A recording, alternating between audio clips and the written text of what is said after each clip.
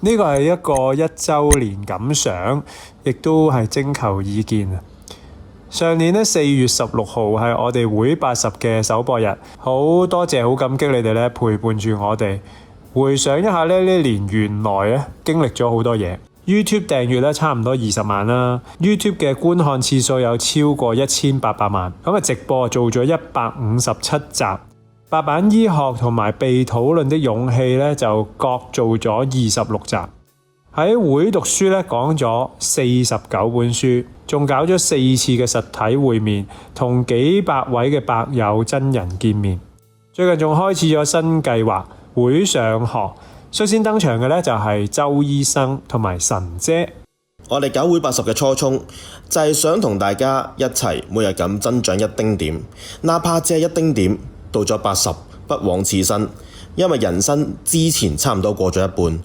剩低只有一半，只不過始終我哋要面對嘅係20萬人嘅訂閱，亦都唔能夠每日、每星期、每個題目都能夠滿足所有嘅人。總有人喜歡聽醫學，就好似嘉賓 Jason 咁，經常性同我哋講白板醫學係佢每一集都一定會聽晒嘅節目。又或者係鍾意聽財經，亦都有好多人講佢哋係非常之鍾意聽 Ivan Lee。我哋知道有啲題目係比較時令同熱門，有啲內容就比較冇時限性。就好似 Jason 講人際同埋電影，阿 Josh 講佛學，陳博講科學，即使幾年之後聽返，亦都無妨。我哋希望大家乜嘢都可以有機會輕輕咁接觸一下，如果有興趣嘅話，可以自己發掘落去。又所以，我哋都唔會期望大家會將所有嘅內容全部都睇晒，就好似一本包羅萬千嘅雜誌，得閒嘅時候會打開幾頁睇下，打發嘅時候丁點裨益都好，帶點感悟都好，咁樣就已經好足夠。始終一年200-300集嘅節目，包括咗直播同埋錄製嘅節目，除咗製作嘅同事同埋我哋自己，應該冇人能夠全部睇得晒，睇完都肯定會作嘔。咁我哋回顧呢一年呢，就唔係幾叻嘅啫，但係又覺得都尚可以接受啦。頭先一路唔記得講，我哋咧好榮幸咧，仲登上咗 YouTube 年度風雲榜第5位啊！但係因為咧，我哋有時候好似好着重每日嘅少少嘅進步，回望呢一年呢，好似好少分享自己嘅心情啊，分享咁樣，我哋變到好似一部進步機器，有時欠缺咗人性，唔係好立體。例如有時候睇完一個演出啦，我哋都有啲感想嘅，不過咧又冇相關嘅節目去傾去講。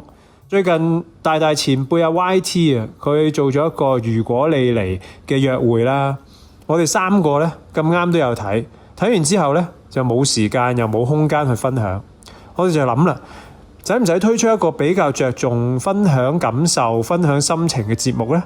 因為我哋都當大家係朋友，朋友就唔使每日都鞭策對方咁辛苦嘅，而係應該陪伴下對方度過成長嘅歲月。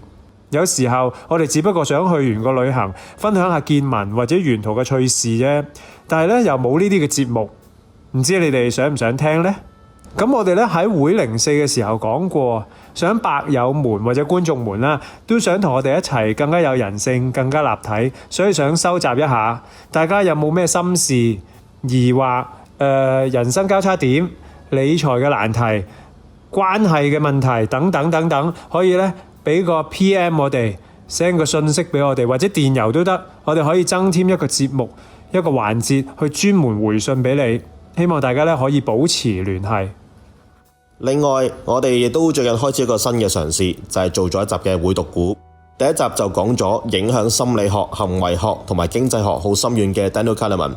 佢最著名嘅理論就係人對損失嘅感受係獲得嘅2倍，所以我哋都好愛損失規避。呢一個就叫做 loss aversion。因為我哋覺得古仔永遠都係最動人嘅。雖然根據投資金律，佢話呢一個其實係人類嘅弱點。我哋希望講更加多嘅唔止係人物傳記，而係其他一切古仔。如果你係想聽乜嘢嘅古仔，都可以同我哋講嘅。咁喺我哋1歲生日之後呢，又想輕輕咁、慢慢咁調整一下節目方向同埋內容。因此呢，我哋想徵求你嘅意見，你哋有咩特別想睇啊？想我哋做啊？我哋有能力或者興趣嘅話呢，我哋會試下實行噶。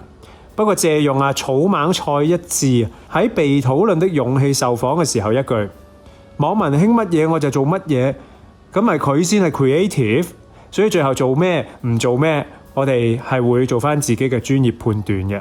最後再次澄清你哋嘅來信，有咩想同我哋交流、分享心事、徵求人生嘅 second opinion 等等等等，請 PM、email 我哋。今次係咁多啦，thank you。